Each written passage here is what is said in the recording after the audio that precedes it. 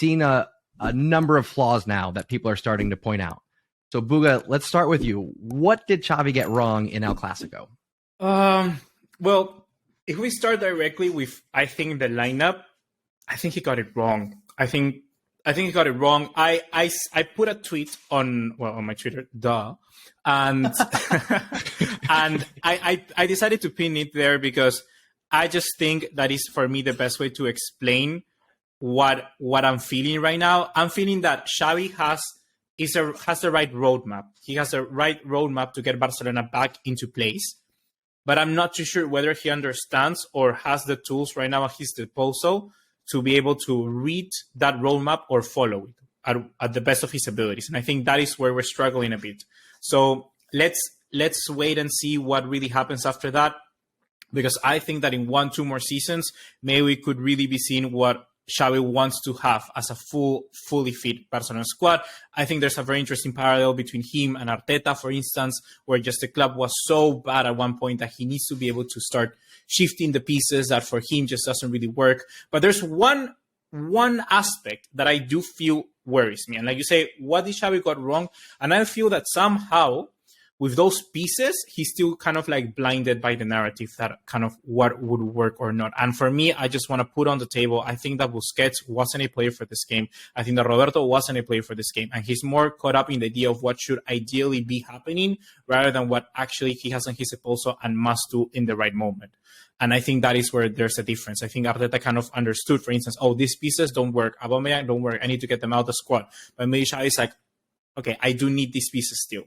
I need Busquets, I need Roberto, I need whatever players. Of course, it's also for availability, but I'm just a little bit torn there. And I feel that he needs still to learn a little bit more about what he actually needs. Or now maybe this period of October will make Xavi think a lot more about his project and his vision. I think he will have a sit down with his coaching staff and really think about, okay, how can we need to change this? Because there are certain occasions where the injuries hurt Barcelona, but they don't create. Still, they don't create. They still don't put kind of threatening chances. In Real Madrid, we saw for the very first 60 minutes just one of them. That was Pedri, then Rafinha, and then De Jong. Neither Lewandowski got to it. Yeah. So I think there needs to be some improvement in that creative aspect as well. Because when you take a look at the long term of things, yes, Barcelona played good. They did play good at the start of the season, but maybe it's not as reliable or sustainable as we initially thought. Yeah. Yeah, good points, Buga. You mentioned a couple of names there that are getting a lot of criticism and Xavi for putting them in the lineup. Busquets and Roberto. Pablo, talk to me about your analysis, your take. Are they to blame? Should Xavi have benched them? What are your thoughts? I think Buga made really, really good points, actually, in terms of Xavi wants to have this ideal setup, and it's quite clear Xavi's still... Well, I think he's still quite happy. I think Laporta was the same as well, by the way, to have these 4 captains around almost as this fairy tale that they were going to win trophies together. That's nonsense. That's real nonsense. I mean, we know that now, obviously, and Pique and Balde play, so neither does Roberto, really. But, I mean, it's just not on. I mean, for Roberto, what can Xavi do is the only thing I would say about the Clasico. No Christensen, no Araujo. We didn't sign Azpilicueta in the end. You know, if Bellerin was fit, I don't know who I'd rather at right back, Bellerin or Roberto, to be honest. So with Roberto, I don't know what to say, to be honest. Busquets in midfield, he's still the one for me who I think is kind of fair enough that he's still playing for Spain and Barca. I'm still a Busquets defender, to be honest. I don't really think there's someone better than him in that position, in that role. But you guys are right. I mean, he is slowing down, I have to say that. And maybe it is time for Barca to start adapting the midfield. So in that regard, I mean, I don't know what to think about Xavi, but I have to say that I agree with what Bulgad said in terms of that Xavi is still set on playing these sorts of players. But I got to say, and I have to say this now, my feeling of the past few days for Barcelona is that I'm fuming. I'm furious. I think it's completely unacceptable what's happened in the last few days, by the way. And I know it's been spoken about. I know it's been the whole drama, and I don't want to ignite the fire even more. But I think it has to be said that, in my opinion, this is completely unacceptable. Mainly the Champions League. I think this is utterly impossible for Barcelona to go to the Europa League this season, and we've done it. I think that is literally impossible. You cannot do that summer. The whole point of the summer was, we're going to do all of this bad stuff. But look, it's going to get us titles. Well, we've gone to the Europa League before we've even got to mid-October. Are you actually kidding me? That doesn't go through my head, and I don't think it goes through the players' heads either. And that's why I knew when we rocked up to the Clasico on Sunday, that's a broken team, because that is going to really sting. That is going to sting now. That's going to take the season. You can't go out of the Champions League in October when you're having this amazing revolutionary season. It just doesn't work mentally for the players and for the coaches. It won't work. And that's a huge slip up in the Barca project. Massive slip up. And we saw that when the group was drawn. We thought, oh, crap. If we go out here, we're in trouble. Well, we have gone out. We can't cope in big games. And I'll leave it now because I'll rant more in some other points. But in my opinion, it has to be said, I think it's unacceptable the last few days. Unacceptable. And I'll go more into tactics and what I think about Xavi in big games and stuff in a moment. I'll hand over to you now, John. But in my opinion, what we've seen is impossible for Barcelona to do. Impossible. Yeah. Well, Pablo, I think you got your finger on the pulse there in terms of what Barcelona supporters are feeling, is that this isn't good enough. I think, honestly, looking back now, full context, the criticism for Xavi, I think, actually came a little bit late. Like, I don't blame him so much for the results in the second Inter match, the 3-3. That some of that was unlucky, some of that's the referee. To me, the tactics were right in that match, the 3-3. The one where I get upset with Xavi was the one before that, the 1-0 loss, where we had nothing going on at the San Siro. We weren't producing anything. There was no creativity in the final third.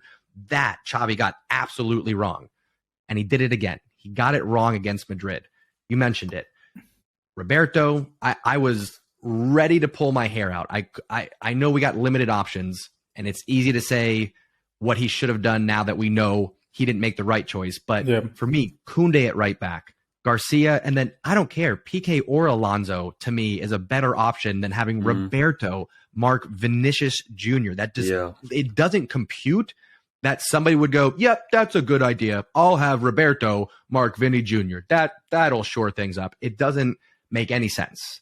So yeah, I think the main issue that I have with managers like this, and look, I don't want to make the comparison about Koeman, about Valverde, and all those things. I think Xavi still, even though I think people hate Valverde and it's not justified enough. Like I think Valverde was a good manager in no sense. But anyhow, like when we take a look at the things that you kind of sort of pointed blame at them, I do feel you can also point to Xavi in a bit. I think the main struggle of a manager, what a manager should do, is able to have that ability to have self-criticism and see where he missed the mark. And I think that, like you say, the Inter game, I kind of do not agree with you when you say Xavi shouldn't have so much blame in the 3-3, but because I saw some certain mistakes, I think he improved a bit. Like having Roberto there, act like a double pivot, have played a little bit further up the field. But there were other aspects that still were the same flaws that we saw in that 1-0, and I saw the same deficiencies in El Clasico. It's like he hadn't analyzed enough those games to see exactly where he failed, and rather than building a coherent team that can improve on the mistakes that they had, he wants to have the perfect team. I want to get to this point, and he just trying time and time again to get to the best team possible, to have the right system that works. These players pressuring very high up, the kind of one-to-one man pressure. He wants to have those very high interiors that can go and join inside the box. He wants to have all of this, but he doesn't realize that the tools right now he has at his disposal don't really work, that he has to adapt. And I feel that right now, maybe this October, of course, it's easy for us because we're not there. We're not in the, what do you call it? We're not in the wolf's mouth, something like that. There's a saying like that in English. Yeah. Like we're not there. The wolf's den, something like that. I don't know, but it's something along those lines. And it's like, we're not there. We're not in the chaos, in the mix of everything. And of course, maybe that can suck you up. And it's easier for us because we have that ability to see hindsight. And I just feel that's where he's having a little bit of trouble. I think he's having a little bit of trouble. Of course, apart from everything else, he's the right manager. And this is kind of where I worried a little bit about him coming here. Not because he's going to get sacked, not because he's the right manager, not the right manager to get us where we need to be. But I think it's a little bit maybe too soon still. And this whole bandwagon of people that just want to see results, it's kind of, you need to waste that energy first on somebody else. It's bad to say, but that's always kind of what happened. For instance, Unai Emery at Arsenal, you see different instances like that. And I think that for Xavi, we're going to stick with him for a very long time, hopefully. But it's not going to be as fast as what people anticipate, I think. Yeah, I think you're right. We got to be patient with Xavi. The Xavi out gang can get lost for now. This is a long-term game for Barcelona. So that we're very focused right now on what Xavi got wrong, right? Which is, I think some of our emotions are driving that. But let's give credit where credit's due. what did Real Madrid get right? Pablo, let's go to you first. This is gonna pain you. Well, no, sorry, but what did Real Madrid not get right? I mean, I got to say, Real Madrid are one of the most deceptive teams. I think we'll say this in each and every episode, by the way. So I'd like to see if a fan finds, well, we say the same thing around Real Madrid every time. But you know, when you watch the Clasico and you think, there are actual spaces here. Like, Real Madrid aren't defending that well. I think I saw a few times Pedri run into the box. I thought, if we had this against Osasuna, we'd been calling them crap. Like, they're not defending, but it just doesn't work against Real Madrid. It just doesn't go through. I thought in the second half, Real were leaving spaces. I thought, hang on a minute, there's a couple of goals in this for us, but it never happens. I mean, they were good again, though. I got to say, I thought Toni Kroos was outstanding. I think they just have a way of managing football matches so well. They knew exactly what to do against Barcelona. And I think it was David Alaba who called it exactly right. He said, we didn't have to suffer today against Barcelona. And that's what surprised us the most. And that's probably what hurts us Barcelona fans the most, because I think he's right. I don't think they suffered nowhere near enough. And they're very good at that. They're very good. They have their structure. I thought they got behind the ball really well. They protected Lunin superbly well, who didn't have much to do at all. And then in attack, we know they're going to cause issues. I mean, Fede Valverde, who can come into midfield, track back, go forward, doesn't stop all game. It's just the perfect outlet to have. And I think when he's on right wing in the big games that you're in for a tough afternoon or a tough evening. You've got Vinicius Jr. on the other side. I thought Bentham looked on hot form again. I got to say, Kroos and Modric in midfield, you just have to take your hat off. So good. So good. So Real Madrid, Ancelotti, maybe opposite to Xavi, he's tactically adept. He's happy to switch things up. And he said that himself. He doesn't agree with just having one tactic. He agrees with adaptability. And they had that. So credit to Real Madrid again, who in the past 2 years, I've had to stop kind of like my childish hate towards them, because you've got to take your hat off, because they're doing well. They're doing well. I like their setup. I like the way they sign. I think Florentino Perez does a great job. And they're an imperious club. Very good. Very good. Yeah. I think we need to give credit to Real Madrid also in one aspect, is that they are very physical. Like they're very, very physical. And people do not say that a lot. I think every single player out there, they're really fit as well. Yeah, they're very physical. Every single I don't know about you guys, but in the very first half, I was already, after the first goal, I knew there was no way coming back for us, because I looked at the way that the midfield set up, and it's like, were they parking the bus? No, but they just needed to sit back and defend. That's all they needed to do, because Barcelona didn't have the creative spark to break them down. And it's like, you could see that. Barcelona, apart from Real Madrid didn't go for second gear. They just needed to keep themselves organized, because Barcelona were not going to break them down. And Real Madrid won every single duel, every single second ball. It fell to a Real Madrid player. And I think that is where Real Madrid is so good. Their composure, their match, like you say, their match management, the way that they carry themselves throughout the 90 minutes, I think that's perfect.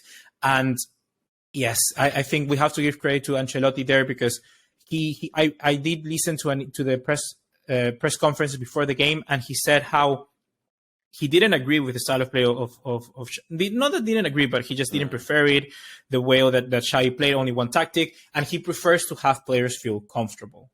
And I think that is what Real Madrid is a perfect fit for, because Real Madrid, if you take a look at the style of play, it's just sit back, defend, one player produce a moment of magic, run, counter-attack, goal, incredible. One mistake, let's score a goal. It's like that. That's how Real Madrid works. And I also want to give a little bit of credit to Ancelotti. Put, first of all, Modric like in a free role at the start of the game, kind of like the center forward, and didn't allow Busquets to play out from the back. And I think that was very smart. And I think that's a kind of new lease of life for Modric, really, because in these games he can just appear, forget about any defensive contributions, just be the second man to have the ball, and then can start the counter onto Benzema, onto Vinicius. I think just that's smart. Just not have him run too much. Just be one position, mark Busquets, and that's it.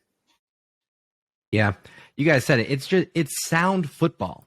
It's textbooks football. Like, there's nothing genius about it, other than the fact that it's doing the simple things incredibly well. It reminds me, I don't know if this analogy will land for anybody that doesn't participate in jiu-jitsu or some martial arts, but when you step onto the floor with somebody in jiu-jitsu who's a black belt level, right? And you start wrestling around with them, from the untrained eye looking at it, you might think, hey, that new person wrestling with the black belt, they seem to be doing okay. They seem to be making some progress. But in reality, at no point in time is the black belt in any danger. They are in full control. They can even let the new person flail around and go crazy and attack, and the black belt just sits and absorbs, knowing that I'm going to choke you out when I want to. No big deal. We'll get to this end game. I'll let you do your thing, and then boom, there it is. That, to me, is what it's like going up against Real Madrid. Pablo, you said, there's the space, there's the run, make it happen, and it doesn't. And we're sitting here going, whoa, but how come with the... It's because they're that good. They make it look that easy. They're not flashy. There's not a lot of flair. It's just sound football. And again, I give Ancelotti a lot of credit. And one other point that I'll say, and then this is the last time I'm going to compliment Madrid for like a long time, is that, Bowie, you pointed out the physicality. Not only are they incredibly physical, but they're doing it in a pretty clean way. Long gone are the days of Sergio Ramos, Pepe, and Casemiro, right? I mean, Modric had a little flail of his arm, I think, on Gavi or Pedri. I forget who it was, but nothing dirty there. So they're physical. It's textbook football, and they're getting the results time after time. It's so frustrating to watch. Yeah, no, definitely. All right. Take a deep breath. Context-wise, guys. What does this mean? Before you jump to the next topic, I just want to say, I think that is what you say. It's all sound, it's all perfect. And the only way really to beat Real Madrid is you need to blast them out of the field. Like, you need to put on a spectacular show and kind of play your own way. And that's kind of where, in reality, I'm just going to put a hypothesis out there. And for instance, I have a friend that, if you're watching this, Omar, hello. And he always, when it's El Clasico or whatever, he always, or Barcelona loses or Barcelona play Inter, he always comments about Barcelona. And he's always like, oh, the Clasico is merengue. Oh, this, that. And it's like, when Real Madrid loses, we never talk about Real Madrid in the group. We never talk about it. He just always puts Barcelona on the point. And I think that's a thing that kind of Real Madrid fans do, because they know that they may be the best team out there in Europe, or they might be able to beat any other team. But the only team that can really beat them is those teams like a City, like a Barcelona, like an Ajax. When someone that can really take the ball out of them and just blast them out of the water. If you take a look at the teams that have humiliated them in the past, it's all teams like that. A team like a Bayern Munich, for instance, a long time ago, teams that have their own philosophy and can play it to 100%. And that's the difficulty of difficulty to beat Real Madrid, but then also the advantage for Real Madrid is that they don't have to every game play at 100%. And I think that's kind of, you have to give praise to Real Madrid in that sense, because it's just like, people say, oh, it's magic. But no, it's the little things that you mentioned. It's the little things, the pressuring, they always believe in yourself that you can run that extra mile. And even this Clasico didn't even show that, because Real Madrid didn't go past second gear. Yeah. All right, well, let's provide some context for this match, because it is one match, right? I know that there's a lot of eyes on it. It's El Clasico, so it's always a big deal, but it is one match. Pablo, what are the results? What do the results mean, I should say, for either club? In terms of the Clasico for Barcelona and Real Madrid? Yep. Well, I think it will hurt actually more than the 3 points, this one for Barcelona. I do. And I think that's because Barcelona are in such a bad spot, as I said earlier. I think that just being 3 points behind Real Madrid 9 games in isn't the end of the world. Of course, they've got the head-to-head to us now. It'll be hard to overturn more than a 3-1 win at Camp Nou, I've got to say, when they come to us in April, I think it is. But I think it's more psychological now for Barca. Like I said, I think we've had a bit of a hit in the season, going out of the Champions League midweek. I know we're not out officially, but come on.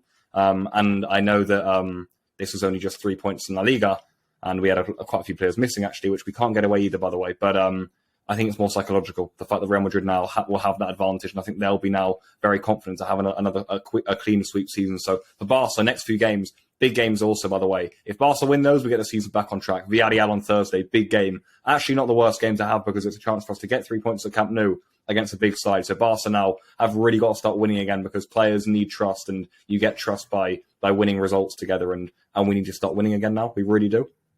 Yeah. Buga, what are your thoughts, man? I think that, like Pablo says, it's a big blow. It's a big blow because it takes the players out of the season completely. It's like, what, there's more to fight than we just lost to Real Madrid. How can we really beat them? They start to doubt themselves. And I think that That's what Xavi is kind of pushing through the press conferences. And I think he even is realizing that, yes, they're doubting themselves and they're going to have a little bit of trouble to pick this back up. So the results need to come by. They need to win. And I think the best thing that can happen for Barcelona, and I honestly think we're so lucky, is that the World Cup is halfway through the season. I really think that they're going to forget a little bit. They're going to go out. They can come back. They're going to feel, okay, I did a good World Cup, did a bad World Cup, whatever. They can have a fresh, kind of clean slate and just enter the rest half of the season with a new motivation. And I honestly don't know what is kind of the aim with the Europa League now. It's like you have to win it, I guess. But yes, it's difficult to pick yourself back up. And I think most of all, I don't know about you guys, but I see kind of two camps divided. And I want to ask you guys, like I see the camp that Pablo, that says it's a total disaster, is a really difficult blow for Barcelona. I don't know which one to be on, which group. And well, the other group is that one of people said, oh, it's a difficult team. It's Bayern Munich. It's Inter. That could have happened. Like if that was any other team, you could have go and put the arguments forward. Like it could have happened. It could have happened. There are two good sides. It could have happened. So I don't know where are you guys, because I'm having a difficult time thinking about that or how I can sort of make my mind up. I think that Xavi is going with the latter. I think that Xavi is going like it could have happened. Two big sides. It's a disappointment, 100%. And I'm also thinking that message won't get to the players. I think that's kind of being very comfortable with your situation. And I think you have to be more where Pablo is to really get the message across. I don't know where you are guys right now. And hopefully you can give me some advice. John, do you want to go and then I'll go? Yeah, I'm also back and forth. And I think some of it might be because we are kind of combining the results of Champions League and La Liga, and we might have to separate those. Losing to 3-1 to Madrid at the Bernabeu at this point in the season, that to me, I think would be weighted a lot less if we didn't have the Champions League results going on that we're having. And that's where I'm ultimately disappointed. I try to always say to be patient, it takes time to build the chemistry and all that stuff. But the more I think about it, the Champions League results in particular are kind of where I start getting frustrated for sure. Yeah. I got to say, for me, I mean, I feel like I need to be almost given a bit of a slap and put in the other camp because I am too results based in football. I think it's the Chelsea in me actually. I'm way too cruel. I don't know why, but I think Barca are doing well to stick with Xavi. I do, because we need this project, and it's important to do context. I think an issue is that we've had too many big games a month into the new project. By the way, I think it is. Yep. I think it's all happened too quick. It's like we haven't had time to settle. Like we needed like 15, 20 games. Then can we bring on Bayern and Inter? Then can we have them? And it's kind of like, no, 4 games in, you take on Bayern. If you don't win, you're going to be in trouble. Then you take on Inter, and we weren't ready. But the reason I'm in the other camp is I don't think it's good enough. I think it's unacceptable. It's like I said earlier, I don't think we can have the summer we had and go out. I think context is important. Like I said, start of the project, too many big games too early. The injuries in defence, by the way, I think is a huge, huge thing, especially in the first Inter game, the second Inter game, no Kounde, no Araujo. That's a massive, massive miss. And I said that even before, by the way, even before we got knocked out of the Champions League into Real Madrid, because it's an important point to make. But I just think in big games on the Xavi, the point I have to keep making is we're not good enough. As of now, in my opinion, we're not good enough. We're not tactically adept. Without the ball, we're useless. And I hate watching it. I got to say, it's not good enough. And when the reason I'm such like a Chelsea, like a Abramovich guy on this is because when you've got a manager like Thomas Tuchel on the market, who is literally, that is his bread and butter, being perfect in these sorts of games, winning titles, which Barcelona need, it just frustrates me. And that's why I need to be given a slap and said no, because Xavi's built this project. He needs to stay, in my opinion, actually, and I need to be put in my place because I shouldn't go down that. I shouldn't go down that path. But I got to say, it frustrates me because in big games we are nowhere near good enough. We get run over, and I can't stand watching it. Inter did it, Bayern did it, Real did it, Frankfurt did it. Not good enough. Nowhere near good enough. Anytime, big pressure, big moment, fit European team. Goodbye Barcelona. That can't happen. And then when you've got someone like Tuchel who would stop that immediately and win titles, it frustrates me.